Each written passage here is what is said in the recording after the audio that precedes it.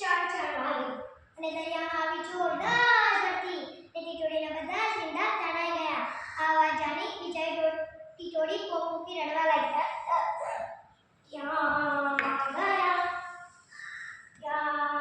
ગયા મારા ઈંડા, પ્યારા પ્યારા ઈંડા, નહીં જીવી શકું, નહીં જીવી શકું, ઈંડા વિના નહીં જીવી શકું.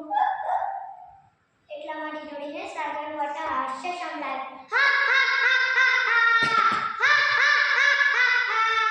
ટીટોડી સાગરદેવને હાથ જોડીને વિનંતી કરે છે, હે સાગરદેવ, મને મારા ઈંડા પાછા આપી દો. નહીં આપું, જા. તું આવડી અમથી ટીટોડી, મારું તો શું વગાડી લેવાની? એમ છે તો યાદ રાખજો સાગરદેવ, જેમ તમે ટીપે ટીપે ભરાવ છો તેમ તમે ટીપે ટીપે ખાલી કરી શકો છો. હું મારી પક્ષીઓની રાતે ભેગી રહીશ અને તમને પૂરી દઈશ. જા જા, હવે તારાથી થાય કરી લે. પછી તો ટીટોડીએ પક્ષીઓની રાતે ભેગી કરી.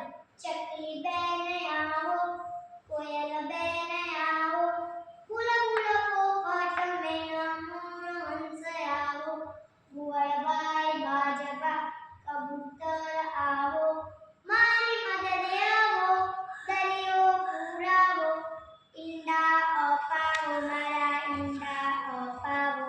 પછી તો પક્ષીઓની નાત બધી ભેગી થઈને સમસુરત ગાવતી દરિયો પૂરવા માંડી. કોઈ કટર નાખે, કોઈ તરવો નાખે, કોઈ ધૂળ નાખે, કોઈ પથ્થર નાખે. અરે આ શું? માથોડો દરિયો પૂરા ત્યાં દરિયાએ છાલક મારી અને બધી મહેનત પાણીમાં. હવે તો મહાસંગ્રામની વાત પહોંચી પક્ષીઓના રાજા ગરુજી પાસે. ગરુજી તરત પક્ષીઓની મદદે પૂછે છે.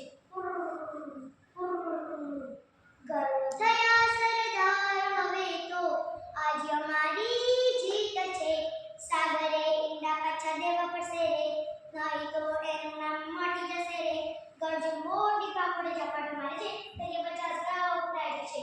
પછી તો 100 ગાવ, 200 ગાવ, 500 ગાવ, 1000 ગાવ, 250. હવે તો દરિયાના પેટમાં ફાડ પડી. અરે બાપ રે, હવે તો મર્યાદા સમજો. મારે અભિમાન મૂકવું જ પડશે, સંપની શક્તિની સામે ઝૂકવું જ પડશે. દરિયો તો ગગડતો જાય છે અને કહે છે, હારી ગયો, હું તો હારી ગયો. ટીટોડી બેન, મને માફ કરો, લ્યો તમારા ઈંડા, પ્યારા પ્યારા ઈંડા. હારી ગયો, હું તો હારી ગયો, સંપની સામે હું તો હારી ગયો. જોઈ બેન મિત્રો, આ વાર્તા દ્વારા અમને યોગ્ય મારે શીખવે છે સંપ